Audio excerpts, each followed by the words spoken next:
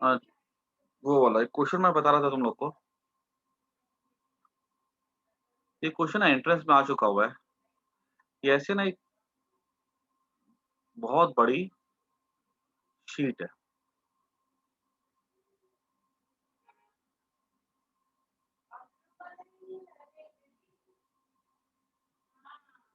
बहुत बड़ी शीट है ये, इन्फिनिट लॉन्ग,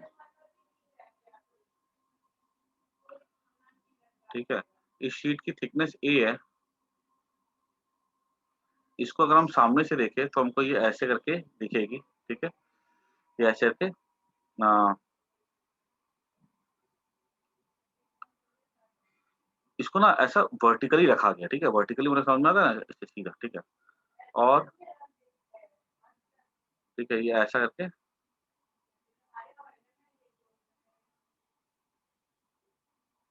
ठीक है? यहाँ पे रखा गया चार्ज Q, दूरी A है, ठीक है? और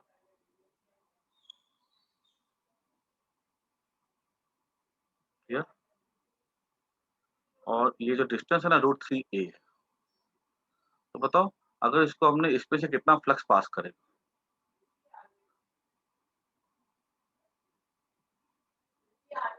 ठीक है ना? ये हमारा क्वेश्चन है कि इसमें से बताओ, एक शीट बहुत बड़ी शीट है, ठीक है? इसको हमने ऐसा रख दिया, बताओ इसमें से कितना फ्लक्स पास करेगा। अब देखो, मैंने तुम लोगों को बता के रखी बात कि जो फ्लक्स होगा ना, ठीक है? देखो ये वाला जो क्वेश्चन है ना, यहाँ पे अगर हम ध्यान से देखें तो इसके साथ जो एंगल जो बनेगा, ठीक है? ये ना मैं 2D में ड्रॉ कर रहा हूँ तरीके से, ये फिगर 3D में जाएगा, ये ऐसा जाएगा, तो यहाँ से ये ऐसा जाएगा, ठीक है? ये ऐसा देखो, ठीक है?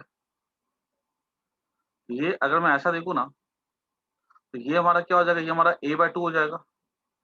ये डिस्टेंस √3 पे a/2 हो जाएगा।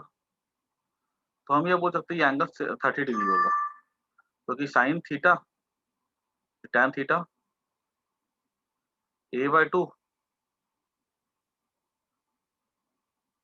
तो ये हो जाएगा 2 ऊपर से 1/√3, थीटा हो जाएगा 30 डिग्री। तो ये 30 डिग्री होगा, तो पूरा एंगल कितना हो जाएगा? ये एंगल हो जाएगा 60 डिग्री। मतलब ये जो स्ट्रिप है ना, ठीक है? ये कितना एंगल सबटेंड करेगी, ठीक है? At the point of the charge, तो आंसर है 60 डिग्री। तुम अपनी बुक ले लो अपनी, और बुक को ना वर्टिकली रखो, सीधा रखो, मतलब कि लेटा के मत रखो, सीधा रखो, ठीक है? वर्टिकली। और बुक का जो 2 एंड है ना, ठीक है? यहाँ पे चार्ज है, बुक का जो 2 एंड है वो कितना एंगल बना रहा है? 60 डिग्री बना रहा है, ठीक है? और वो बुक कैसी, बहुत लंबी है। सवाल समझ में आया कि नहीं आया? Yes sir. ठीक है ना? अच्छा, ये एंगल बना रहा है अगर 30 डिग्री, तो हम क्या बोल सकते हैं? अ, हमसे पूछा गया कि फ्लक्स कितना होगा, तो अब देखो फ्लक्स बनाने के लिए हम क्या करेंगे? हम अपना बुद्धि यूज़ करते हैं, और हमको एक बात पता है कि अगर हमने इस तरह से अगर हमने जॉइन कर दिया सबको अगर, ठीक है? और हमने अगर क्लोज्ड सिस्टम बना दिया, बिकॉज़ देखो अगर मान लो बहुत लंबी है, तो अगर हमने सबको रख दिया जॉइन करके, तो हमें क्या मिलेगा? उससे क्लोज़ सिस्टम मिलेगा, ठीक है? कैसे? हमने सबको वर्टिकली रख दिया, ठीक है? और कितनी हमने कितना लेंगे हम लोग यहाँ पे, चूँकि एंगल 60 बना रहा है, तो ये एक हेक्सागन के फॉर्म में बनाएँगे।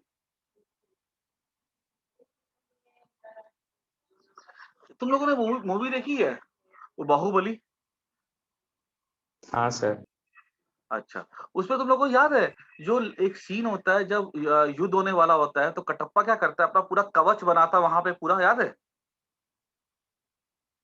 हाँ सर, पता है, है याद ना? है सर। हाँ तो देखा, सर। याद है कैसे वो कवच वर्टिकल थे, कैसे जोड़ता चला जाता है वो उसको, और वो पूरा अंदर पूरा बंद हो जाता था। और तुम लोग पिक्चर विक्चर देखते हो, नहीं देखते हो? हाँ सर, देखा है, देखा है। ठीक है, नहीं देखा है तो देख लेना, ठीक है? तो वो क्या ऐसे पूरा पूरा कवच लेके वो पूरा बंद कर देता है, ठीक वैसा ही यहाँ पर, यहाँ भी कुछ ऐसा ही हो रहा है। मतलब ऐसे ही क्या है, वो ऐसा है, ठीक है? पूरा क्लोज कर दिया। यहाँ पे एंगल 60 डिग्री है, तो सिमेट्री के लिए यहाँ पे बीच पे चार्ज है, ठीक है? और ऐसे करके ये एंगल 60-60। अब पूछोगे सर हेक्सागन ही क्यों बनाया गया? क्योंकि ये पूरा का पूरा अगर सिमेट्रिकली क्लोज होना है, तो ये एंगल होना चाहिए 360 डिग्री। 360 अगर होना चाहिए, तो फिर क्या कहते हैं, उसके लिए हमको 6 साइड लेना पड़ेगा इस तरह से। ऐसा। अगर मान लो ऐसा बोल देता कि यहाँ पे इतनी चौड़ी होती कि यहाँ पे एंगल बनता, मान लो अगर ये कुछ डिस्टेंस ऐसा होता कि यहाँ पे पूरा एंगल बनता 120 डिग्री, तो फिर मैं यहाँ पे क्या करता 120, तो मैं यहाँ पे क्या करता इसको मैं ऐसा बनाता ट्रायंगल, ठीक है। अगर ये एंगल मान लो कुछ होता अगर 30 डिग्री होता, ठीक है, तो मैं बोलता कि 360/30 कितना हो जाएगा 12 हो जाएगा, तो मैं यहाँ पे 12 साइड का बना देता पॉलीगन ऐसा। आई बात समझ में? Yes, sir. है ना? अब देखो, अब पूछोगे सर ये कैसे क्लोज होगा? ये तो ऊपर से तो खुला होगा। लेकिन देखो पता है क्वेश्चन में बोला गया है कि इसकी साइज कितनी है? इन्फिनिटी है, ठीक है। अगर इसका साइड अगर इन्फिनिटी है, तो हम क्या बोल सकते हैं कि उसका जो ऊपर का जो क्लोज्ड एंड है वो तो बहुत बहुत ऊपर चला गया, ठीक है। तो बहुत ऊपर चला गया तो हमको दिखेगा ही नहीं वो, ठीक है। तो हम उसको मान सकते हैं it is almost, it is a closed end because it's side extension infinity. अब यहाँ पे हमने क्या बोला कि इसका फ्लक्स क्या होगा? सीधी-सी बात है, फ्लक्स हो जाएगा इसका Q बाय एप्सिलॉन नॉट। अभी यहाँ पे एक साइड के साथ हो जाएगा Q by 6 epsilon not, clear? अच्छा, और ये हमारा हो गया आंसर, दिस इज आंसर। देखा जाए तो सवाल ये आसान सवाल नहीं है, आंसर बड़े सिंपल से आ रहा है, लेकिन इसमें यहाँ मेन हमारा चैलेंज है इसको इमेजिन कर पाना है, ठीक है। अब यहाँ पे अगर तुमको यही चीज अगर शीट की लेंथ अगर बोल देता, मान लो अगर 2a है, ठीक है, फिर यहाँ पे कुछ एंगल अलग आता, ठीक है, फिर वो पूरा एंगल हम देखते हैं और उसके अकॉर्डिंग हम देखते हैं कि भाई यहाँ पे शेप कौन सी बनेगी। अगर तो वो ट्रायंगल बनती है तो Q/3 हो जाता, अगर वो 12 साइड का होता तो Q/12 हो जाता। इस तरह से करके हम आंसर को निकाल सकते। समझ में आ गया सबको? Yes, sir. हाँ सर। चलो बहुत बढ़िया। ये प्रॉपर सवाल IIT का है, ठीक है, तो इसको थोड़ा दिमाग से तुम लोग को सॉल्व करना होगा। अरे रचित क्यों बैठा है? रचित का नंबर है तो कॉल करना उसको एक बार, वो पता है कि पता है क्लास के बारे में। हाँ सर, करता हूँ। अब आगे बढ़ते हैं हम लोग गॉस थ्योरम पे फिर से।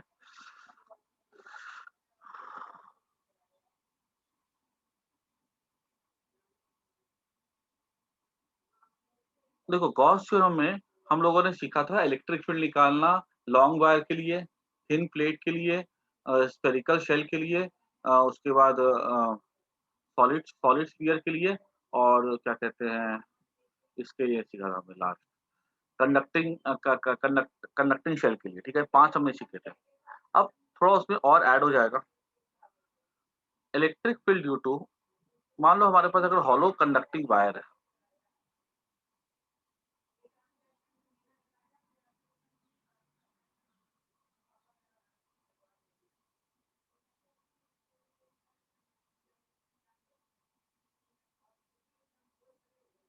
ठीक है।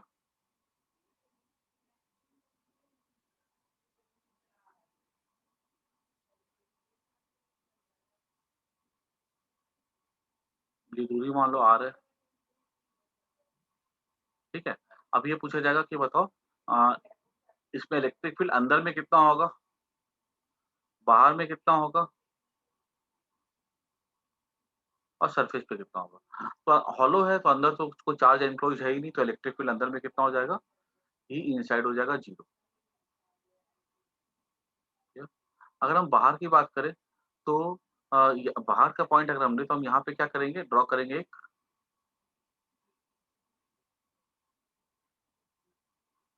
गॉसियन सर्कल, ठीक है। क्योंकि देखो ये हॉलो है, ठीक है, ये इसकी एक्सिस हो जाएगी, तो हम क्या बोल सकते हैं E × 2 π r l Gauss theorem.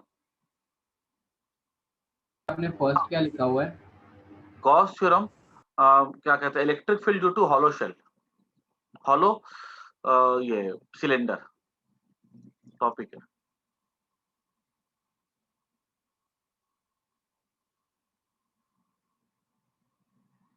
ठीक है ना।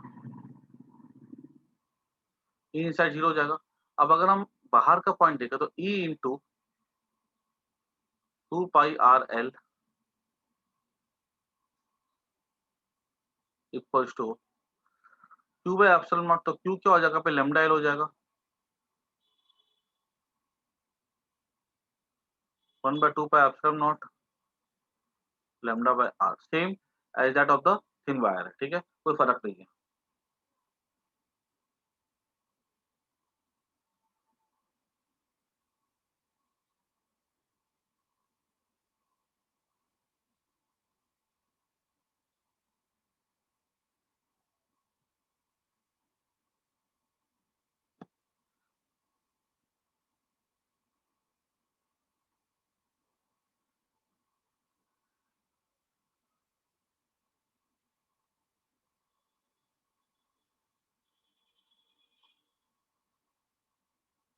इसको फटाफट नोट कर दो।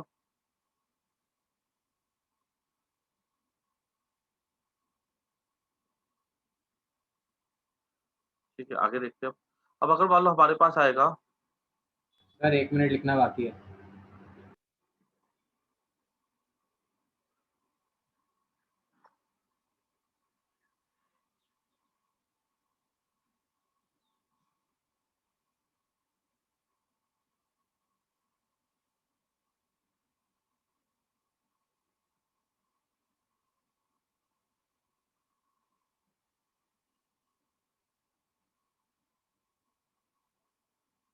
हाँ सर हो गया। हो गया ना?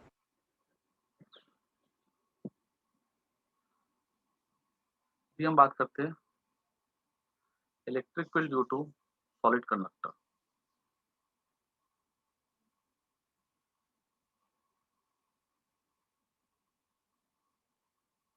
जब यहाँ पे सॉलिड कंडक्टर है, इन्फिनिट लॉन्ग है,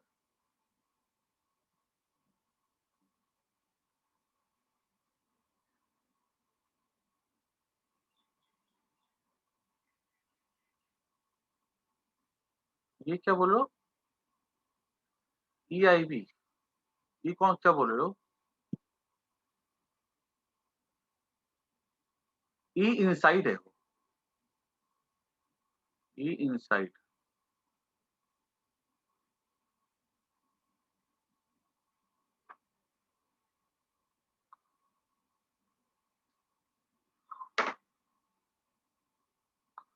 फिर उसके बाद और बाहर, अच्छा इसका ग्राफ भी तुम लोग देख जाना, ग्राफ पे कैसा होगा इसका। पहले तो यहाँ से जब हम ई वर्सेस आर का ग्राफ ड्रॉ करेंगे,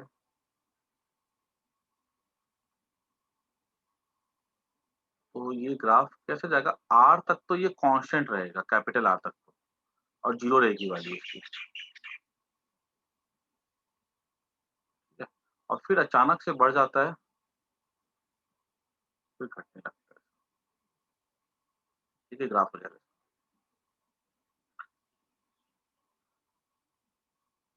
आगे बढ़ते हम लोग अब।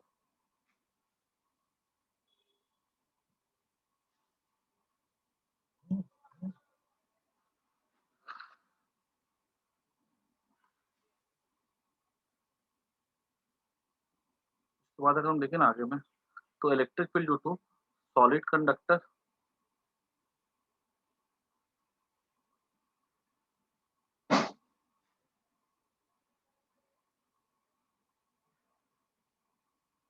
ये चार्ज पूरा यूनिफॉर्मली डिस्ट्रीब्यूटेड है, ठीक है। अब सॉलिड है तो चार्ज डेंसिटी पता रो लेते हैं, ठीक है। अच्छा इसकी अगर हम लोग अंदर बात करें, ये हमारा एक्सिस है, अगर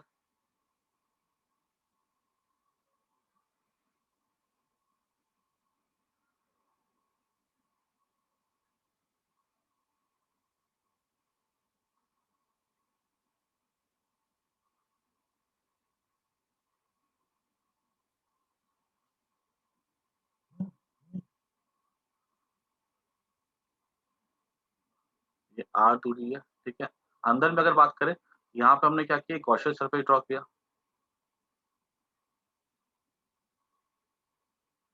ठीक है? और यहाँ पे चार्ज डेंसिटी रो ले लेते हैं, तो हम क्या बोल सकते हैं, सीधी सी बात है कि E into two pi R L, E into two pi, देखो इलेक्ट्रिक फील्ड कैसे जाएगा, ऐसा जाएगा ना, इस तरह से जाएगा, तो ए वेक्टर के अलोंग होगा, और यहाँ पे जो ए वेक्टर है और ये इलेक्ट्रिक फील्ड ऐसा है, तो 90 डिग्री एंगल हो जाएगा यहाँ पे, तो इस प्लेन सरफेस के साथ जीरो होगा, कर्व के साथ होगा, equal to q i, q i क्या हो जाएगा, रो इंटू पाई,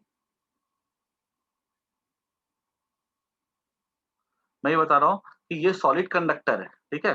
सॉलिड जैसे वायर होती है ना, सॉलिड वायर, ठीक है, वैसे पूरी चार्ज अंदर से, ठीक है, और पूरा यूनिफॉर्मली चार्ज है, ठीक है। मान लो ऐसे प्लास्टिक की वायर है, यूनिफॉर्मली चार्ज है, तो उसके अंदर कितना इलेक्ट्रिक फील्ड होगा, तो मैंने क्या लिखा, ई into two pi R L. क्योंकि देखो अब मैं सारे स्टेप्स नहीं लिख रहा हूँ, तुम अगर इसका सर्कुलर इंटीग्रेशन करोगे तो ऊपर के साथ जीरो होगा, नीचे के साथ जीरो होगा, कर्व के साथ हो जाएगा E into two pi R L equal to rho. Rho क्या हो गया, चार्ज डेंसिटी हो गया, into pi into small R square, pi are square, ठीक है, नहीं पाई इंटू, हाँ पाई आर स्क्वायर, ये दूरी कितनी लेते हैं, पाई आर लेते हैं, pi are square into L by epsilon naught, ये हो जाएगा। या कोई दिक्कत समझने में, कैसे किया था हमने सॉलिड स्फीयर के लिए किया था, ये स्टेप समझ में आया कि नहीं आया, सबको बोलो हाँ या ना, हाँ सर। क्लियर हो गया सबको। हाँ सर। चलो अब क्या करो, यहाँ से ये टू, ये पाई पाई को मार दो, आर आर को मार दो, एल एल को मार दो, तो ई क्या हो जाएगा हमारा, rho R by two epsilon naught, ठीक है। वेक्टर में हम इसको ऐसा दिखा सकते हैं, क्लियर। अच्छा, ऑन ये हो गया इनसाइड के लिए, ऑन सरफेस, ठीक है। और ई आउटसाइड की अगर बात की जाए, तो आउटसाइड के लिए अगर तुम करके देखोगे ना, तो E into two pi R, R radius हो जाएगा इसका, L equal to rho into pi capital R square. देखो यहाँ पे मैं लिखूंगा rho pi two pi small R L equal to rho pi capital R square into L by epsilon naught. ये pi pi cut जाएगा, तो ई क्या हो जाएगा हमारा, rho into are square into, L L भी कट जाएगा ना, क्योंकि बाहर होगा तो गॉसियन सरफेस में एल ऊपर नीचे कट जाएगा, ठीक है। Rho R square by epsilon not R, ठीक है, ये ऐसा हो गया। अभी थोड़ा सा तुम अगर ध्यान से देखो ना, तो ये कोई नई चीज नहीं है, ठीक है। बाहर के लिए अगर हम देखें तो इट इज जैसे कैसे था, मान लो सॉलिड स्फीयर हमने जब पढ़ा था, तो अंदर के लिए उसका फॉर्मूला अलग था, लेकिन बाहर के लिए behave like a hollow sphere only. तो बाहर के लिए, इसके लिए भी तो हॉलो स्फीयर के, हॉलो सिलेंडर की तरह बिहेव करना चाहिए, तो वो सेम चीज आ रहा है। देखो हमको पता है कि, देखो charge density, charge by pi are square into l, ये हो जाएगा चार्ज डेंसिटी, ये होता है। अगर मैंने इसको ऐसा एक्सप्रेस कर दिया, Q by l equal to rho pi are square, तो Q बाय एल क्या होता है, चार्ज डेंसिटी हो जाता है, लीनियर चार्ज डेंसिटी। भाई इसके पास वॉल्यूम है, तो इसके पास लेंथ भी तो है, तो इसके पास हम एक्सप्रेस लीनियर चार्ज डेंसिटी में भी तो एक्सप्रेस कर ही सकते हैं, है ना, ऐसा। अब मान लो अगर कोई प्लेट है, तो बोलोगे इसके पास सरफेस चार्ज डेंसिटी है, ठीक है। तो क्या इसके पास लीनियर चार्ज डेंसिटी नहीं हो सकती है, हो सकती है। हमने अगर यहाँ पे एक लेंथ बनाया इस तरह से, ठीक है, ठीक है, तो हम यहाँ बोल सकते हैं कि इसके 1 मीटर में क्या कहते हैं, 1 मीटर इधर 1 मीटर इधर में कितना चार्ज होगा, हम ऐसा बोल सकते हैं। तो ये तो प्रॉपर लेंथ है, ठीक है। तो इसके यहाँ तो प्रॉपर लेंथ है, ठीक है। तो यहाँ तो ऑब्वियस सी बात है, वॉल्यूम चार्ज डेंसिटी होगी तो लेंथ भी तो हो ही सकती है। तो अगर लेमडा इक्वल टू क्या हो जाएगा, rho pi are square. This is the relation between the charge, linear charge density and the volume charge density for this, ठीक है। अब देखो आगे पाई कैपिटल आर स्क्वायर, और ये ई आउटसाइड में 2 भी तो आएगा, वो रह गया। हाँ टू भी आएगा। अब देखो मैं क्या लिख सकता हूँ, रो के बदले में क्या लिख सकता हूँ, रो के बदले में लिख सकता हूँ lambda by pi are square, lambda by pi are square, clear, into are square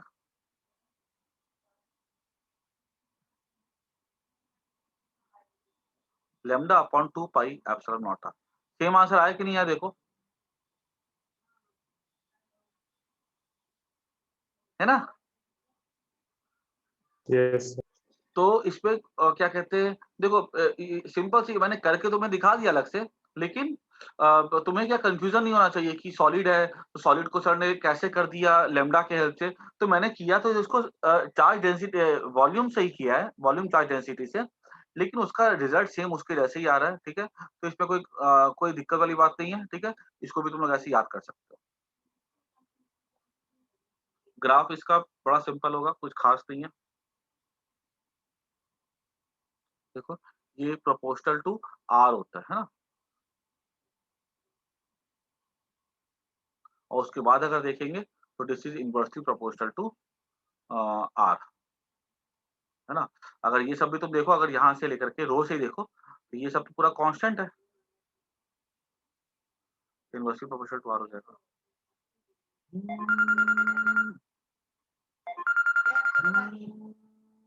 ठीक है, इसको फटाफट नोट कर लो। हेलो हेलो, इसको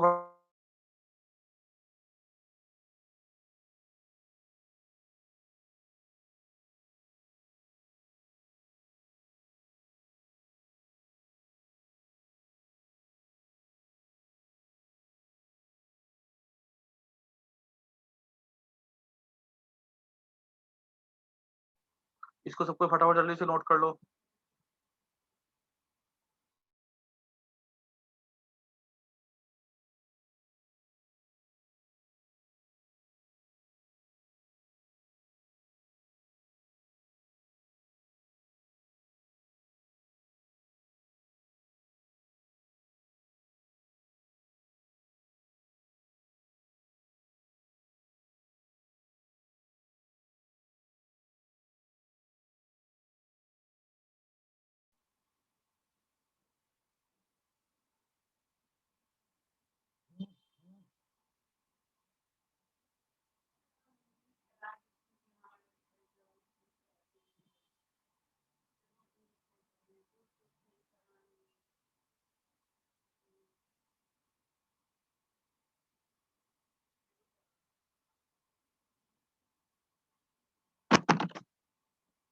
तो ग्राफ आप जो है ना एग्जाम में आते हैं, और भाई थोड़ा ध्यान रखना कि वो 1/r का ग्राफ और 1/r² के ग्राफ में थोड़ा फर्क होता है, ठीक है? जो मैंने बताया भी था तुम लोग को बोर्ड की क्लास में। 1/r² जो होता है ना बहुत तेजी से बढ़ता है जीरो की तरफ, ठीक है? लेकिन 1/r का थोड़ा स्लोली बढ़ता है जीरो की तरफ।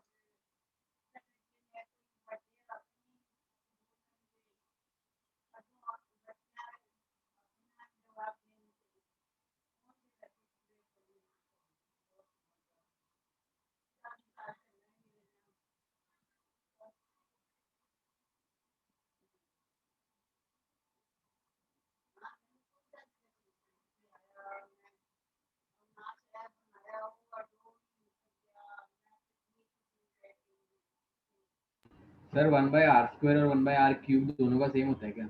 बोले 1/, r² और r³, हाँ उन दो का सेम होता है? नहीं, फिर तो r³ को तो और तेजी से जीरो की तरफ बढ़ेगा ना, अच्छा हाँ हाँ सर। है ना? तुम याद करो उसमें मैंने कैसे करवाया था, हाँ ये था सर। 1/r, ठीक है? हाँ सर। फिर ये था 1/r, 1/r² ऐसा था, और 1/, नहीं ये 1/r था। वो देखना ना, ग्राफ पहले करवाया था वो, ठीक है? तो ध्यान नहीं पड़, देखना पड़ेगा एक बार। वो मैंने प्लॉट कर करके करवाया था कॉलेज, ठीक है? आगे बढ़ते हैं हम लोग अब। चलो उसके बाद अब देखते हैं हम लोग, हाँ, और क्या एंट्रेंस में थोड़ा अलग सा हमारा आ सकता है, थिक शीट का आ सकता है। देखो हमने थिन शीट किया था बोर्ड में, ठीक है? अब आएगा e vector due to thick sheet, ठीक है? थिक शीट समझ में आती है बात? ये ऐसे,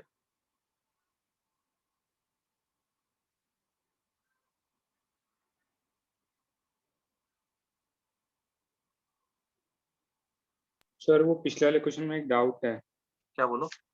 सर, उसमें वो सॉलिड कंडक्टर था ना, तो सर हाँ। कंडक्टर में तो इलेक्ट्रिक फील्ड कभी प्रेजेंट सॉलिड होती कंडक्टर नहीं है, वो नॉन कंडक्टिंग होगा। है? अच्छा, आपने सॉलिड कंडक्टर लिखा था। कंडक्टर लिखा था मैंने। हाँ सर, आपने सॉलिड कंडक्टर। और ड्यू टू हॉलो सिलेंडर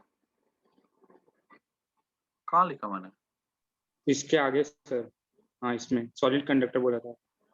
ये वाला सॉलिड नहीं, इसको सॉलिड लिखिए ना, solid non conducting cylinder. Okay sir. ठीक है। सॉलिड कंडक्टर में तो भाई वो फिर तो हॉलो हॉलो टाइप का हो जाएगा। ठीक है। ऐसे क्वेश्चन एग्जाम में पता बोर्ड में पूछा भी गया है कि सॉलिड कंडक्टिंग में और क्या कहते हैं हॉलो में क्या डिफरेंस हो सकता है। ठीक है, तो लिख के आओगे नो डिफरेंस होता है वहां पे।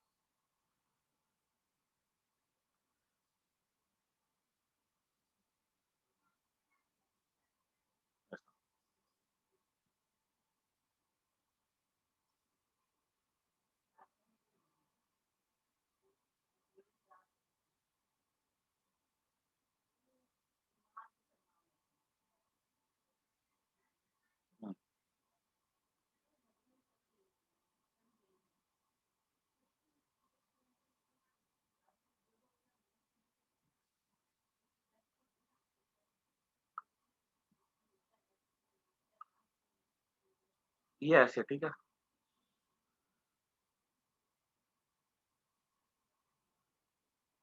ठीक है, पूरा का पूरा हाँ भरा हुआ। ठीक है, ठीक है। ये जैसे तुम्हारी किताब ठीक होती है ना, मतलब पूरा पूरे किताब में पूरा यूनिफॉर्मली चार्ज भर दिया गया। ठीक है। अब किताब है तो मतलब वॉल्यूम होता तो रो लेंगे यहाँ पे। ठीक है। और याद रखना ऐसा नहीं होता कि हम लोग यहाँ पे सिग्मा नहीं ले सकते। ठीक है, सिग्मा भी सिग्मा में कन्वर्ट कर सकते हैं, लेकिन ज्यादा कन्वीनियंट हमारे लिए रो होता है। वॉल्यूम में रो की बात करते हैं, ऐसा नहीं हो सकता वॉल्यूम वॉल्यूम वाले में हम लोग सिग्मा नहीं ले सकते। अब यहाँ पे हमारे पास ऐसे शीट है।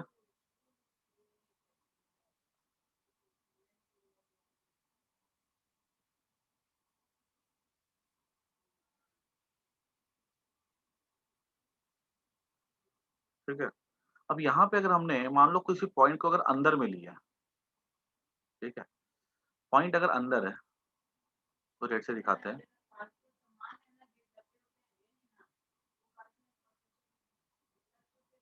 ठीक है, ये इलेक्ट्रिक फील्ड यहाँ से ऐसे जाएगी, यहाँ से ऐसे जाएगी इलेक्ट्रिक फील्ड, और ऊपर एरिया वेक्टर के साथ एंगल 90 डिग्री बनेगा।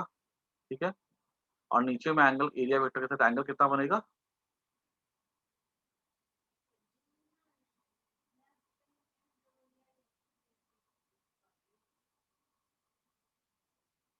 ठीक है, एरिया वेक्टर का यहाँ से एरिया वेक्टर। ठीक है, तो ये ऑब्वियस ही बात है। अगर हम यहाँ अंदर में देखें ना बात, क्योंकि जब भी सॉलिड होता है तो हमारे पास तीन केस होते हैं, अंदर, सरफेस, बाहर। ठीक है। अच्छा, अब अगर हम लोग बात करें,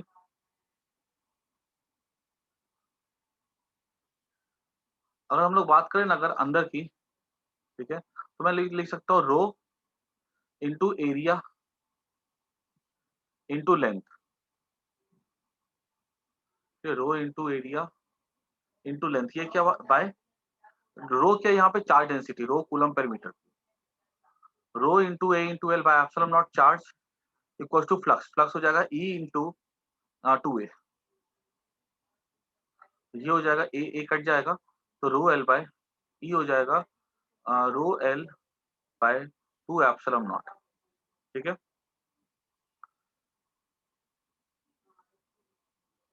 हम लोग जगह हर जगह ना रो के बदले हम लोग आर यूज कर रहे थे ना, यहाँ भी आर ही रहने दो।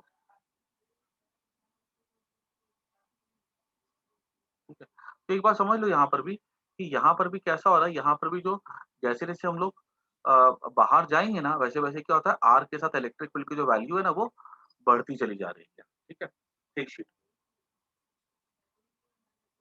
तो मतलब ये पॉइंट से जैसे जैसे यहाँ ट्रेवल करोगे ना, इलेक्ट्रिक फील्ड बढ़ेगा। ये आर वेक्टर हो जाएगा। अभी हम अगर बात करें ना, अब अगर हम बाहर के लिए बात करें, बाहर के पॉइंट के लिए, तो बाहर के पॉइंट के लिए हम क्या बोल सकते हैं, रो इंटू, देखो एक बात क्लियर सी है, यहाँ पर भी बाहर के लिए जो आंसर आएगा ना वो सिग्मा बाय 2 एप्सिलॉन नॉट आएगा। ठीक है, मैं करके दिखा देता हूँ तो कोई रो वाले मेथड से, ताकि तुम्हारे लिए क्या थोड़ा समझना इजी होगा। बाकी तो वैल्यू तो बाहर के लिए सिग्मा बाय एप्सिलॉन नॉट ही होगी। कैसे देखो, रो इंटू 2 पाई रो इंटू एरिया, एरिया किसका होगा, ऐसे हमने चार्ज डाला, ऐसा हमने गॉसियन सरफेस ड्रॉ किया, रो इनटू एरिया, ये ए हो जाएगा, इनटू मान लो इसकी जो थिकनेस है ना, ठीक है, इसकी जो थिकनेस है वो है एल, तो कितना वॉल्यूम हो जाएगा देखो तो, जिसपे चार्ज होगा rho into A into L by epsilon, ये क्यू हो जाएगा, ठीक है, Q by epsilon equals to E into 2 into area, ठीक है, तो एरिया ए हो जाएगा, ये क्या हो जाएगा, ए कट जाएगा, तो ई क्या हो जाएगा, rho L by epsilon naught, ठीक है, बाय 2। अब अगर हम बात करें तो चार्ज, चार्ज क्या मैंने बोला, क्यू क्या है यहाँ पे, रो इंटू ए इंटू एल है, ये चार्ज है। अब हमने क्या किया, चार क्यू को हम ए को नीचे भेज दिया हमने, ठीक है, तो ये क्या हो जाएगा, ए को नीचे भेज देंगे अगर हम लोग, तो रो इंटू एल हो जाएगा। अब चार्ज पर यूनिट एरिया क्या होता है, वो तो charge density, surface charge density हो जाता है रो, ये रिलेशन हो गया ना, तो रो क्या हो गया, sigma by L, sigma by L into L by 2 epsilon not, L L cut जाएगा, ठीक है, तो ये देख सकते हो बाहर के लिए आंसर कांस्टेंट है। ग्राफ इसका अगर आता है, इसमें जैसे जैसे आर बढ़ेगा वैसे वैसे इलेक्ट्रिक फील्ड बढ़ता है, लाइन चार्ज में जैसे जैसे आर बढ़ा था वैसे वैसे इलेक्ट्रिक फील्ड घट रहा था, है ना, तो इसका इसका ग्राफ ऐसा बनेगा, ठीक है, ऊपर बढ़ेगा फिर कांस्टेंट हो जाता है, देखो यहाँ पे, फिर नीचे बढ़ेगा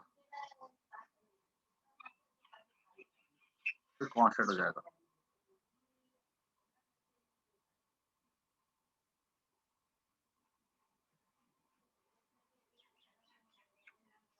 ठीक है, this is E versus are का ग्राफ, ये ग्राफ प्रॉपर आईआईटी के क्वेश्चन में आ सकता है, ठीक है, which of the following depicts the graph for the thick sheet, ठीक है, तो ऐसा बना के आएंगे हम लोग। ये ऊपर नीचे क्यों जा रहा है, क्योंकि अगर हम देखें ना, लेफ्ट साइड पे इलेक्ट्रिक, राइट साइड पे इलेक्ट्रिक फील्ड इधर होगी, तो लेफ्ट साइड पे इलेक्ट्रिक फील्ड इधर होगी, डायरेक्शन देखो, अगर हम आर ले लेते हैं नेगेटिव कोऑर्डिनेट पे, तो इलेक्ट्रिक फील्ड का डायरेक्शन बदल जाएगा ना, आया कि नहीं आया, सब तो बोलो हाँ या ना। Sir clear. हाँ चलो फटाफट नोट कर दो, हाँ बोलो,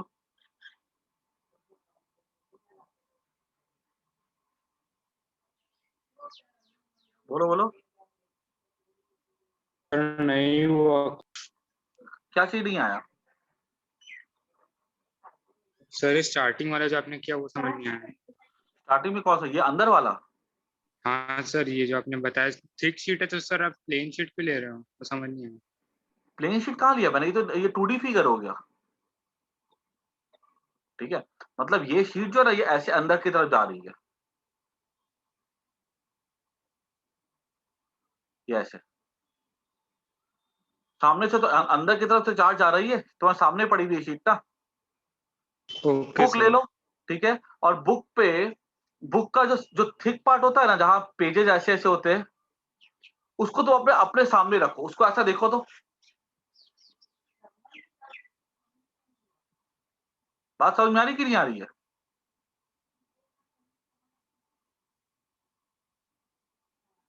हाँ सर। ठीक है ना, इसलिए हमने ये 2D में ऐसा मैंने दिखाया भाई, 3D में तो शीट ही होगी, ये तुम्हारा सामने का व्यू है, ठीक है, और ये जो मैंने बनाया ये तुम्हारा इधर का व्यू है, ये ऐसे तुम लोग देखोगे तो,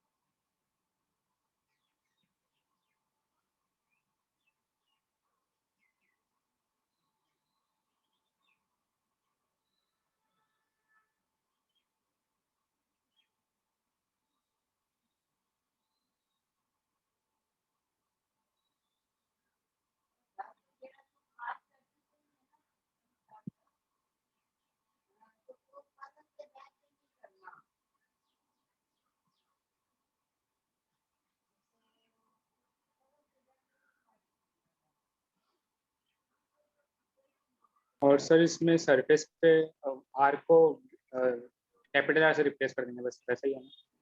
इसमें इसमें सरफेस पे जो होगा हाँ, वो स्मॉल आर को कैपिटल आर से रिप्लेस कर देंगे। नहीं अंदर के लिए स्मॉल आ रहा है, बाहर के लिए सरफेस के लिए कैपिटल आ रहा है और बाहर के लिए भी स्मॉल आ रहा है। इससे सरफेस पे जो इलेक्ट्रिक फील्ड है उसकी बात कर रहा हूँ। सरफेस पे तो electric field sigma by 2 epsilon not r आएगा ना।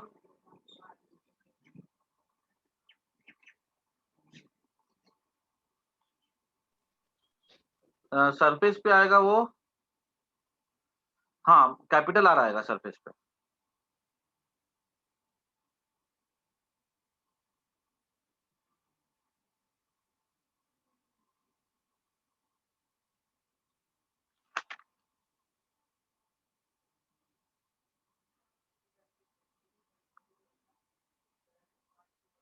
ठीक है, और जब ये कैपिटल आर आएगा मतलब एल के इक्वल आएगा, फिर वापस से क्या हो जाएगा, सिग्मा बाय 2 एप्सिलॉन नॉट हो जाएगा ना।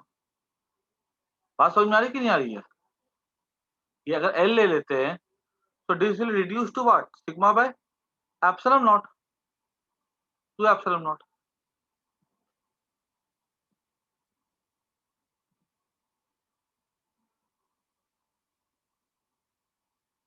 क्लियर हुआ कि नहीं हुआ? हाँ सर। है ना।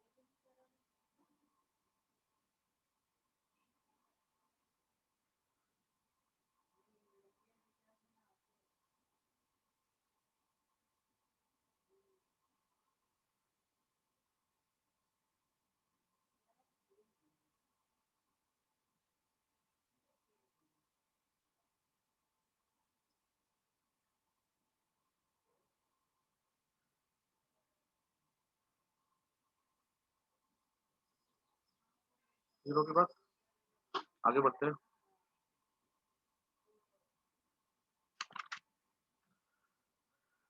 अब बात करते हैं ना सॉलिड कोन की।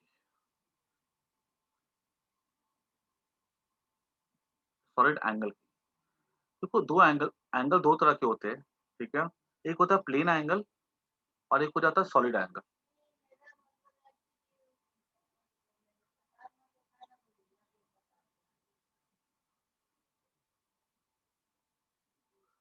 ये ऐसा हो गया प्लेन एंगल, ठीक है, थीटा हो जाता है, ये एल हो जाता है, ये आर हो जाता है, theta equal to l by r हो जाता है। अच्छा, अब याद रखना कि अगर मान लो मैंने अगर आर का ऐसा ड्रॉ कर दिया तो भी थीटा क्या होगा, length of the arc upon ये रेडियस हो जाएगा यहाँ से लेके यहाँ तक। अगर ये ऐसे उबड़ खाबड़ हुआ तो भी ये theta equal to length by radius हो जाएगा ये। तो ये जो होता है ना theta equal to l by r होता है, this is for plane angle. अगर हम बात करते हैं सॉलिड एंगल की ना,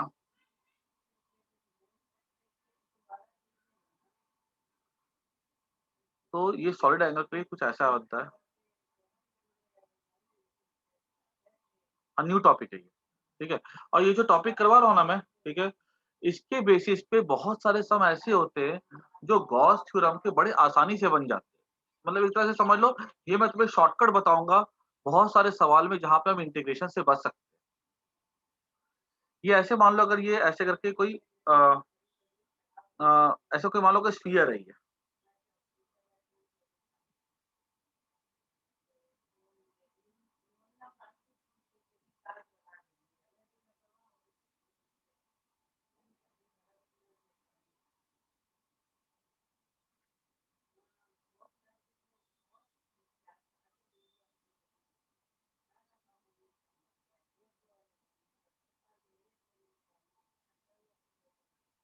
ये देखो ये स्फीयर का छोटा सा पार्ट है ये,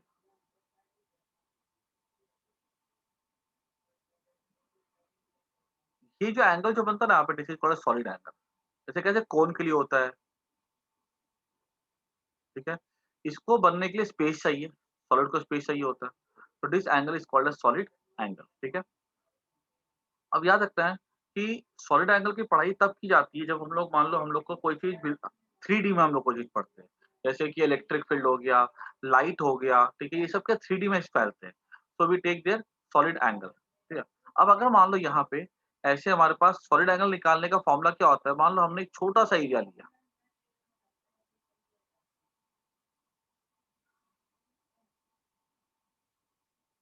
ठीक है, एंगल, ठीक है, ये हम ले सकते हैं, ये मान लो छोटा सा एरिया डी है। अब छोटा एरिया है तो इसका ऑब्वियस सी बात है, ये जो पॉइंट पी है ना, यहाँ से इसके हर लाइन पे क्या होगा, जितने भी यहाँ से ड्रॉ करेंगे हम लोग लाइन पी से, वो सब कैसे होंगे, इस सरफेस के परपेंडिकुलर होंगे, ठीक है। बहुत छोटा सा एरिया, तो हम लोग यहाँ से अगर ड्रॉ करते ना, तो ये एंगल हर एक के साथ कितना बनेगा, यहाँ पे 90-90 बनेगा, ठीक है। तो डी ओमेगा हो जाएगा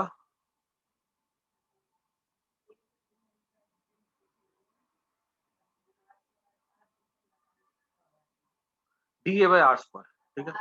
this is the value for the solid angle, D omega by D A by R square. याद रखना है ये वाला जो फॉर्मूला होता है, इस फॉर्म ये जैसे यहाँ पे एल बाय आर होता है ना, वैसे सॉलिड एंगल के लिए एरिया बाय आर का स्क्वायर होता है, क्लियर। यहाँ पे डी ए क्या है, D A is the area of this element, ठीक है, which surface is perpendicular to R. याद रखना ये कैसा होना चाहिए, ये आर के परपेंडिकुलर होना चाहिए, ठीक है। अब अगर मान लो, अगर हमारे पास जैसे कोई स्फीयर है, ठीक है, हमसे ये पूछा जाएगा कि स्फीयर सेंटर पे कितना सॉलिड एंगल बनाएगा, तो क्राइटेरिया क्या है सॉलिड एंगल का निकालने का, ये जो डीए है ये कैसा होना चाहिए, आर के परपेंडिकुलर होना चाहिए, ठीक है। अगर हमारे पास फ्लैट है एरिया,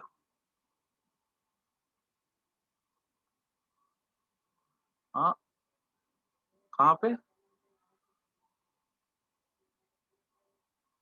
डी ओमेगा, सर वो डी ओमेगा इसका सिंबल होता है सॉलिड एंगल का।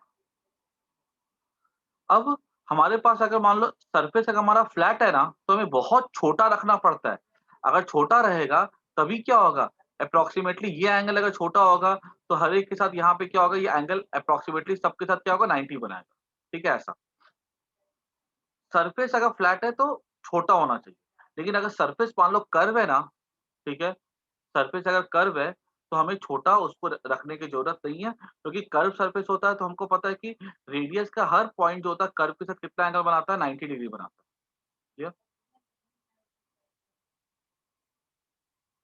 तो अगर हमसे पूछा जाएगा पूरा स्फीयर कितना एंगल बनाएगा, तो उसके लिए हम बोल सकते हैं इंटीग्रेट कर दो, तो omega equal to A by R square.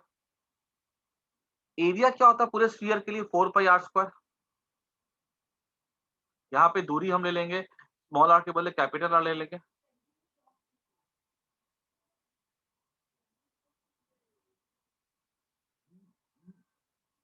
Bye R square, ये हो जाएगा 4 पाई रेडियन। जैसे एक पूरा का पूरा सर्कल बनाता है angle 2 pi radian at the centre, in the same way एक पूरा का पूरा जो स्फीयर होता है वो बनाता है angle 4 pi radian at the centre. इसको नोट कर दो और लिख लेना यहाँ पे condition, area should be, the plane of area should be perpendicular to R. Sir एक बार रिपीट करो ना वो line, the plane of, the plane here, plane of area should be perpendicular to R।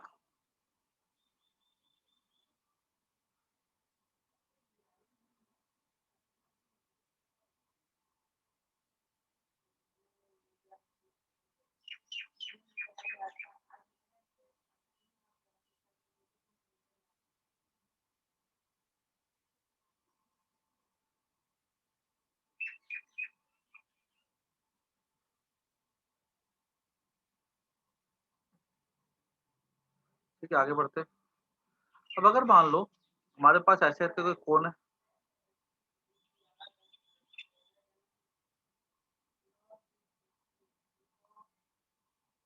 ये बहुत छोटा सा एरिया, ठीक है, मैंने थोड़ा बड़ा बना दिया इसको दिखाने के लिए। तो डी ओमेगा क्या हो जाएगा यहाँ पे, D A by R square, ये आर दूरी हो जाएगी। क्या अगर मैं पूछूं, अगर मान लो ये एरिया है, ठीक है, ये लाइन नहीं है, ये एरिया पूरा पीछे 3D का फिगर का पार्ट है। अगर मान लो ये एरिया अगर ऐसा होता, तो क्या ये कितना एंगल बनाता है यहाँ पे, ये भी तो डी ओमेगा ही बनाता है, दिख रहा है क्लियरली, जितना एंगल ये बना रहा है उतना एंगल ये बना रहा है। मान लो अगर ये एंगल थीटा है यहाँ पे, ठीक है, प्लेन एंगल थीटा है, ये मान लो एरिया डी ए डैश है, ये डी ए, तो मेरे से पूछा जाएगा कि D omega equal to D A. D A के बदले में क्या लिख सकता हूँ, देखो तो cos theta equal to base upon hypotenuse. तो डी ए क्या हो जाएगा, D A dash cos theta हो जाएगा बाय आर स्क्वायर।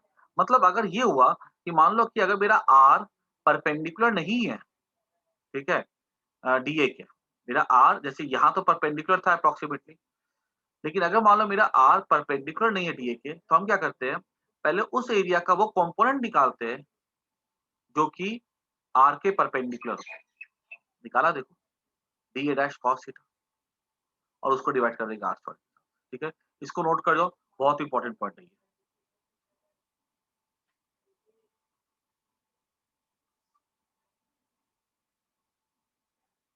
नहीं, ये ऐसा पूछा जाएगा कि जैसे ये एक फॉर्मूला है, ठीक है, ये स्पेशल केस हो गया जब एरिया और आर परपेंडिकुलर है। अगर मान लो एरिया और आर परपेंडिकुलर नहीं हो, तो क्या करना है अपने को, एरिया, उस जो भी एरिया है उसका कंपोनेंट निकाल लो perpendicular to R, like this, ठीक है। जैसे D A dash cos theta है तो हम निकाल लेंगे, और हम क्या कर सकते हैं, उससे सॉलिड एंगल को निकाल सकते हैं, ऐसा। देखो यहाँ पे यही डीए को तो मैंने क्या किया है, यहाँ पे इस फॉर्मेट पे लिख दिया है। अगर ये तो डीए मुझे पता है, अगर ऐसे टेढ़ा दे देगा तो क्या करूंगा मैं,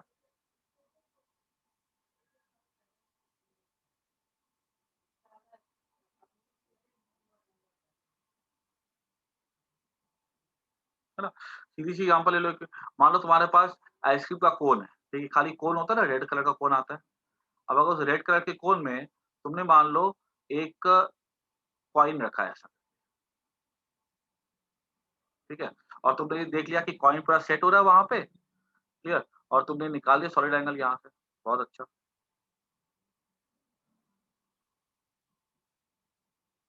अब क्या किया तुमने, तुमने इस कॉइन को जो है ना थोड़ा टेढ़ा कर दिया, कैसे टेढ़ा कर दिया, इस तरह से,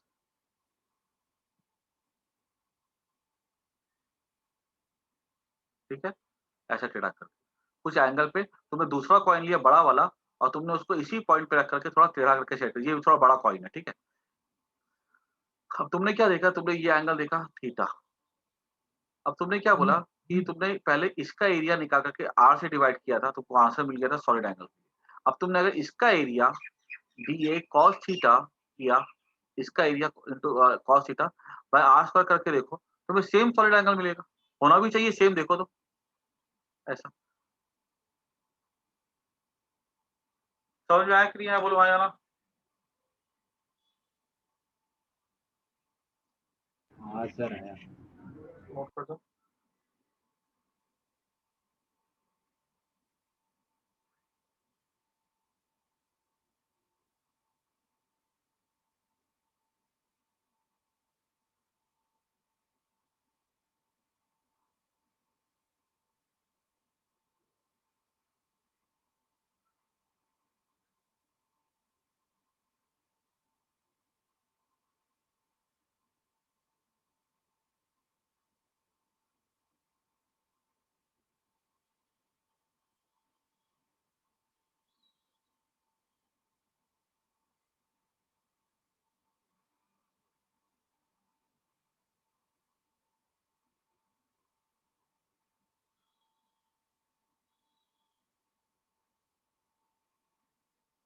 हाँ, डी कॉस थीटा वाला। ये जनरल हो गया, ठीक है। अगर मान लो अगर ऐसा बोला जाए कि ये एरिया अगर ऐसा है, तो एरिया खुद के साथ कितना एंगल बना रहा है, 0 डिग्री बना रहा है, तो cos 0 कितना हो गया, इसका मान लो एरिया डी है, खुद के साथ कितना एंगल बना रहा है, तो आंसर है 0 बना रहा है, तो cos 0 कितना 1 हो गया, तो वापस से वही चीज आ गई ना। हाँ सर। ये एक्चुअली बिल्कुल जनरल फॉर्मूला हो गया, ठीक है।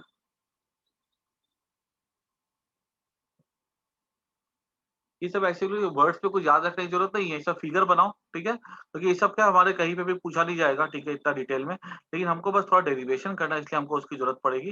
ये ऐसे बना लो फिगर, एक फिगर ऐसे बना लो, ये थीटा दे दो, ये डी ए डैश कर दो, ये डी ए कर दो, ये आर कर दो, बस।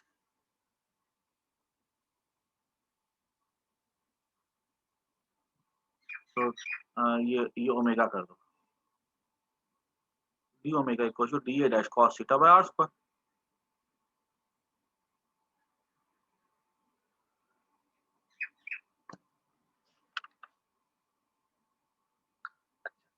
अब अगर मान लो हमसे पूछ ले कि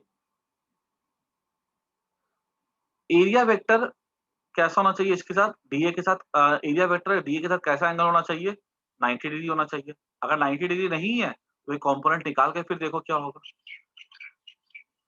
स्फीयर अगर मान लो हेमिस्फीयर है, अब हेमिस्फीयर का देखा जाए तो आर, ऑब्वियस सी बात है हर जगह 90 होता ही होता है, वो तो एरिया, ठीक है, हर जगह कैसा होता है, एंगल 90 होता है। तो हमने बोला हेमिस्फीयर कितना एंगल बनाएगा, तो हमने बोला कि D A by R square,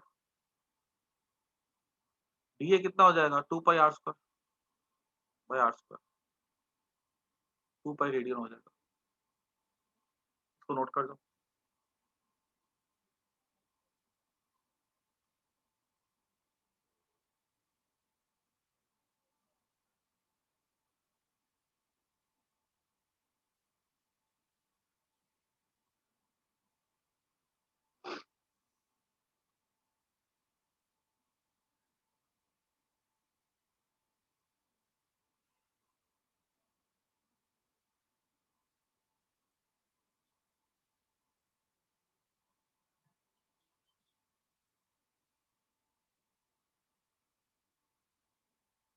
ठीक है, चलो आज के लिए काफी इतना, ठीक है, हम लोग आगे नेक्स्ट क्लास में कंटिन्यू करेंगे, कल मैं ले लूंगा एक क्लास।